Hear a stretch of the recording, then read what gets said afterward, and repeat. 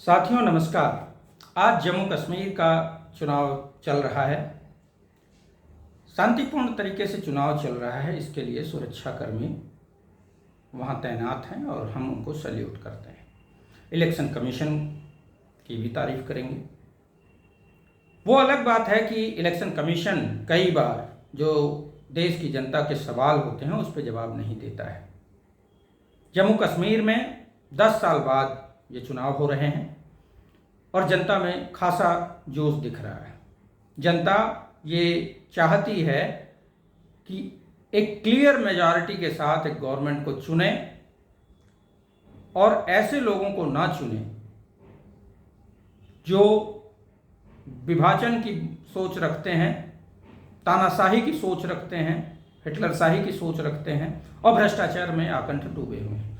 भ्रष्टाचार की बात करें, पूर्ववर्ती राज्यपाल सत्यपाल मलिक जी वहाँ राज्यपाल थे, उन्होंने बताया कि सैकड़ों करोड़ रुपए का, लगभग 400 करोड़ रुपए का 2 टेंडर में उनको घूस देने की बात हुई थी।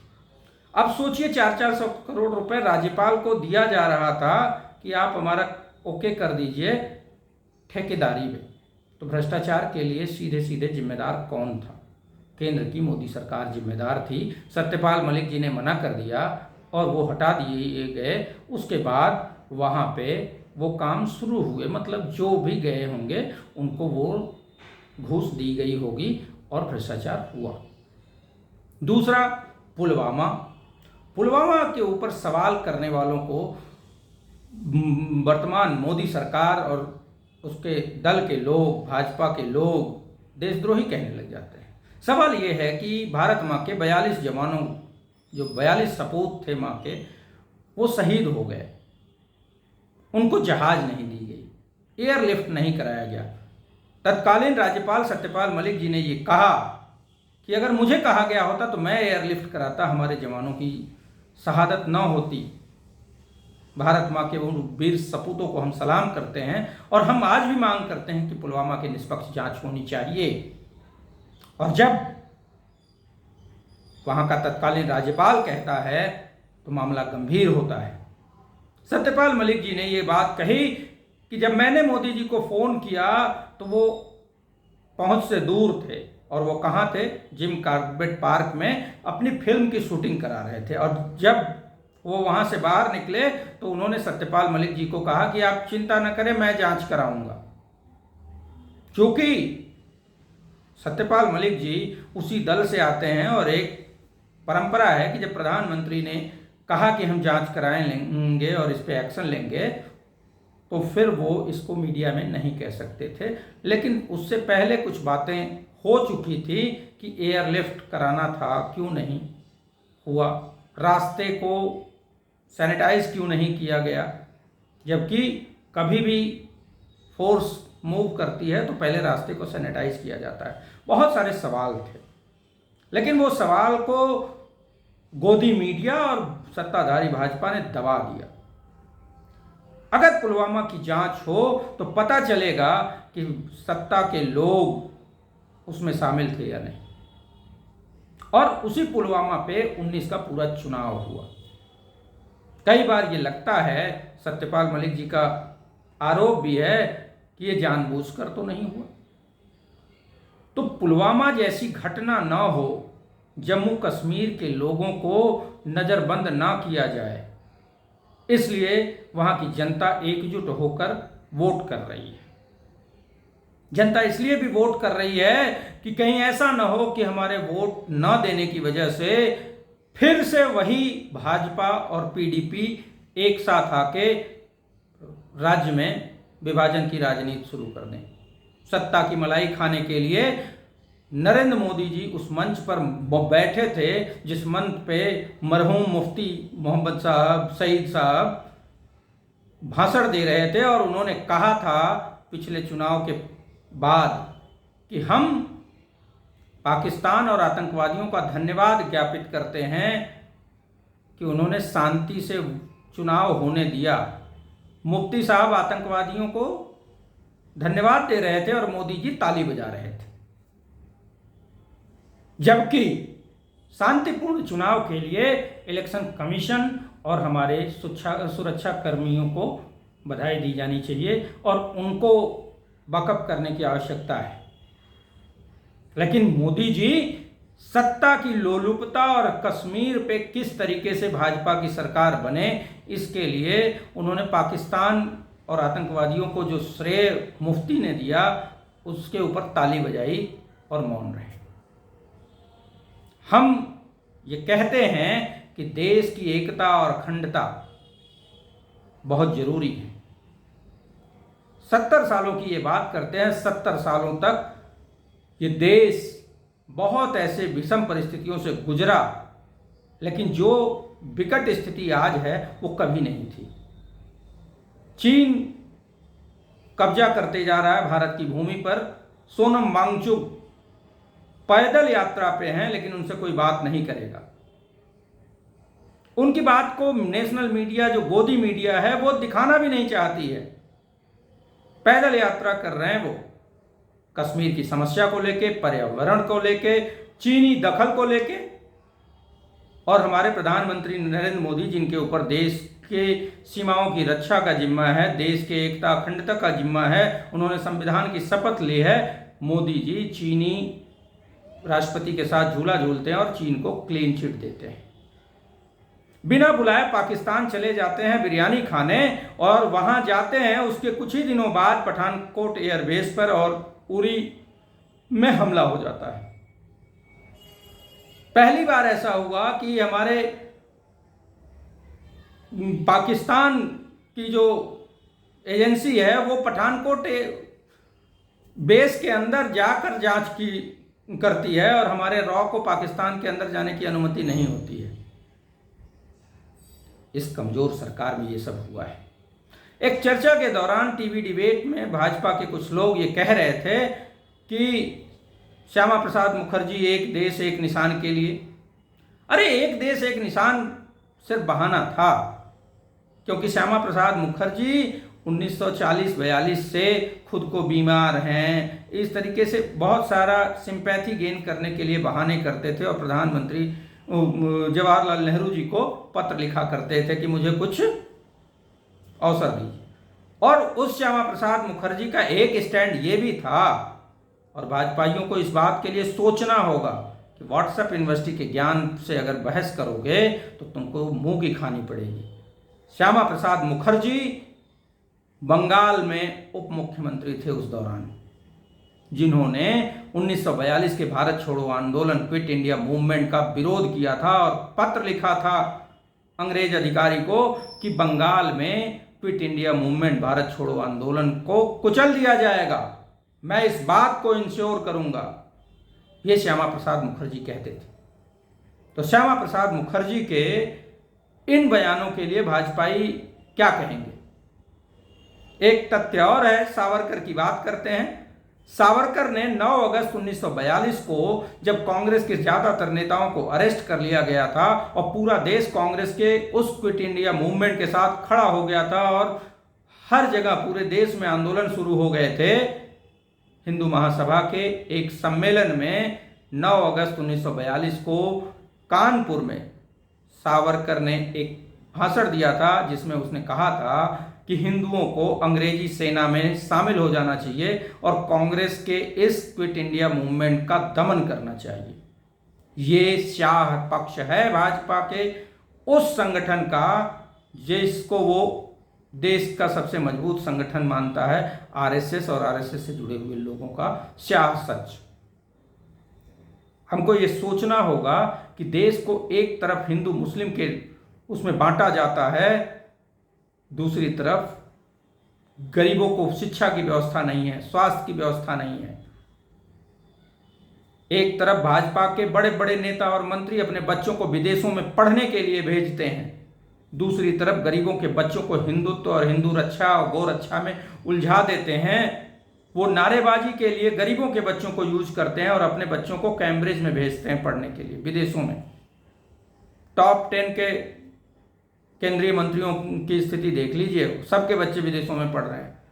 और आप अपने गांव के उन गरीबों को देख लीजिए जिनके बच्चों को ये गौ रक्षा हिंदू रक्षा, कट्टर हिंदू, सनातनी, ये सब टैगलाइन देख के सोशल मीडिया पे वार करने और मॉब का हिस्सा बनने के लिए ये प्रेरित करते हैं। संघ इसी प्रेरणा का मुख्य कारक है। संघ और संघ के जो संगठन हैं वो यही काम करते हैं कि गांव गांव हिंदू जागो, सनातन बचाओ, हिंदुत्व बचाओ, गौ बचाओ, गौ की रक्षा होनी चाहिए। हमारे ज्योतिष पीठाधीश्वर भगवत्पाद शंकराचार्य महाभाग स्वामी श्री अभिमुक्तेश्वरानंद जी ने एक बात कही कि देखिए, गौ रक्षा जरूरी है,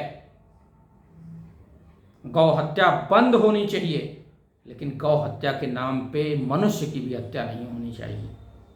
सच्चाई है, सनातन यही कहता है। सनातन कहता है प्राणियों में सद्भावना हो, विश्व का कल्याण हो। जिस सनातन में मच्छर को मारने को भी पाप कहा गया, अधर्म कहा गया, उसमें मनुष्य को मारने की इजाजत कहाँ है? हमको इस बात के लिए सोचना होगा। भाजपा के लोग सिर्फ और सिर्फ नफरत फैलाते हैं। एक ताजा मामला तिरुपति बालाजी वेंकटेश्वर मंदिर का है, जहां की खुद मंदिर प्रशासन का अपना लैब है। हैदराबाद में बहुत बड़े बड़े लैब हैं, लेकिन गुजरात की एक लैब से रिपोर्ट आई कि जो लड्डू में घी प्रयुक्त हुआ उसमें चर्बी और बहुत सी अभक्ष्य चीजें पाई गई। तो सवाल तो ये खड़ा होता है कि जो अभक्ष्य चीजें थीं वो हिंदुओं के आस्था पे कुठाराघात थीं, और पिछले 10 साल में सेंटर में किसकी सरकार है? और राज्य में जिनकी पहले सरकार थी वो केंद्र की उस सरकार के कितने पक्षधर थे? इन सभी बातों को सोचना होगा।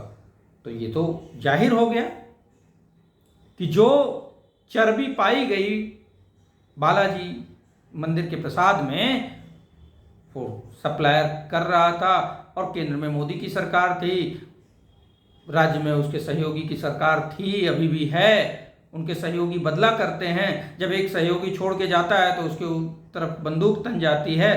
तो ये सवाल है। एक ज्वलंत सवाल ये भी है कि क्या अगर उस घी का सप्लायर कोई अब्दुल होता, कोई मोहम्मद होता, तो भी देश में ऐसी ही शांति होती?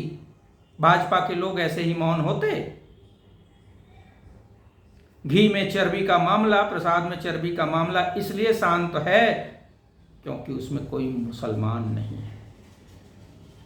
किसी भी मुसलमान का नाम होता तो यही भाजपा के लोग, यही सत्ताधारी मोदी, ये सारे लोग उसको देश भर में आग लगाने का माध्यम बना देते।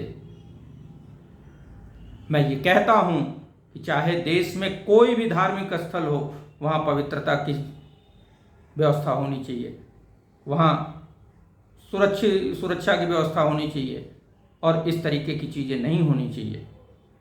प्रसाद में जो चर्बी मिली, उस बात को सुनकर मन बहुत विचलित है, लेकिन शांति है जी। भाजपा के जो लोग हुड़दंगई किया करते थे वो मौन हैं, क्योंकि अब कहें क्या, सरकार भी इनकी, सप्लायर भी इन्हीं का कोई होगा।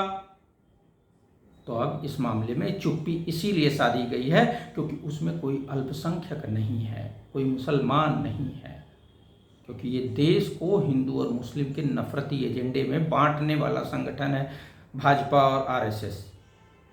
हमको एकजुट होना होगा। हमको हिंदू मुस्लिम में बंटने की बजाय ये सोचना होगा कि हमारे बच्चों को शिक्षा कैसे अच्छी मिले, रोजगार कैसे मिले, और सबको स्वास्थ्य कैसे मिले, देश की तरक्की कैसे हो। इस बात के लिए हमको एकजुट होना होगा। हमको याद करना होगा कि हमारे जितने पूर्वज थे उन्होंने इस संघ और बीजेपी का हमेशा ही प्रतिकार किया। वो जानते थे कि ये नफरत फैलाने वाले लोग हैं। यही कारण थी कि कांग्रेस सत्ता में थी, और जब तक कांग्रेस सत्ता में थी देश में शांति भी थी, अमन भी था, और जिस देश में सुई तक नहीं बनती थी उस देश ने मंगल तक अपना मिशन भी भेजा। और जानते हैं, जब इसरो की स्थापना हो रही थी तो यही संघ के लोग कहते थे कि खाने के लिए लोगों के पास नहीं है और नेहरू आसमान की यात्रा की तैयारी कर रहे हैं। लेकिन वो नेहरू का दूरदृष्टि रखना, वो सोच देश को आज सर्वशक्तिमान बनाता है और विश्व में एक नई पहचान दिलाता है। आज जो सैटेलाइट लॉन्चिंग प्रक्षेपण में जो हमारी विशिष्टता है वो नेहरू की उस सोच की देन है। आज जब बहुत सारे देश अपने देश का सैटेलाइट उपग्रह लॉन्च करने के लिए हमारे देश को इसरो को संपर्क करते हैं और उनको पैसा देते हैं, उनसे कहते हैं कि नहीं आप लॉन्च करेंगे तो इस्टेब्लिश हो जाएगा, हमारा प्रक्षेपण सफल हो जाएगा, तो वो इस वजह से होता है क्योंकि नेहरू की दूरदृष्टि थी और उन्होंने अंतरिक्ष के लिए इसरो का निर्माण किया था। लेकिन क्रेडिट मोदी जी को, नेहरू जी को गालियां और मोदी जी के लिए तालियां, ये वही लोग कर सकते हैं जिनको इतिहास भूगोल की जानकारी नहीं है, जिनको ये समझ नहीं है कि देश जब 47 में आज़ाद हुआ था तो भूखमरी थी, सुई तक नहीं बनती थी, और आज जो भी है 600 से ज़्यादा PSU जो पब्लिक सेक्टर यूनिट है, इस मोदी सरकार ने निजीकरण करने का काम किया है। और निजीकरण का क्या बुरा हाल होता है, कोरोना ने बताया कि निजी कंपनियां कहीं खड़ी नहीं हुई, वही सरकारी अस्पताल, वही सरकारी बसें, वही सरकारी ट्रेनें, वही सरकारी सेवाएं देश के लोगों की रक्षा के लिए कोरोना काल में 24 घंटे खड़ी रही। ताली थाली बजाने से कोरोना दूर नहीं हुआ, बल्कि जो नेहरू, इंदिरा, लाल बहादुर शास्त्री, राजीव गांधी, इन लोगों ने जो PSUs बनाए थे, जो सरकारी विभाग बनाए थे, जिनको समृद्ध बनाया था, उन विभागों ने देश की सेवा की, जिस वजह से हम उस विकट परिस्थिति से बाहर निकल कर आए। नेहरू के लिए जो लोग असम्मान प्रकट करते हैं, हम उनको भी क्षमा करते हैं, क्योंकि अज्ञानी ऐसा ही कर सकता है। जिसको ज्ञान हो जाएगा, जो हिस्ट्री पढ़ लेगा, उसको पता चल जाएगा कि देश कहाँ था और जब 2014 में ये लोग सत्ता में काबिज हुए थे, देश कितना आगे बढ़ा था। हमको आत्मचिंतन की ज़रूरत है और हमको देश में एकजुटता, समरसता, सद्भाव की ज़रूरत है, जिससे देश आगे जा सके। धन्यवाद। जय हिंद।